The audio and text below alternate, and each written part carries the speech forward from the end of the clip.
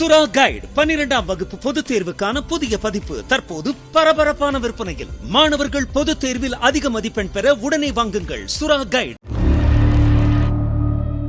நெல்லை மாவட்டம் அம்பாசமுத்திரம் விகேபுரத்தில் 100 ரூபாய் கள்ள நோட்டை மாற்ற முயன்றவரை பொதுமக்கள் உதவியோடு காய்கறி கடைக்காரர் பிடித்து போலீசில் ஒப்படைத்தார்.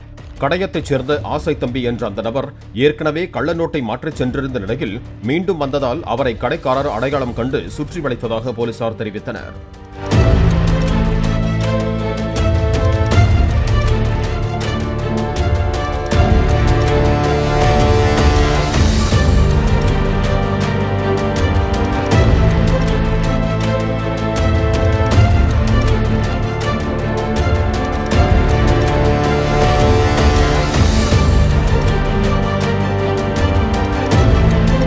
சுறா கைடு 12ஆம் வகுப்பு பொதுத் தேர்வுக்கான புதிய பதிப்பு தற்போது பரபரப்பான விற்பனையில். மாணவர்கள் பொதுத் தேர்வில் அதிக மதிப்பெண் பெற உடனே வாங்குங்கள் சுறா கைடு.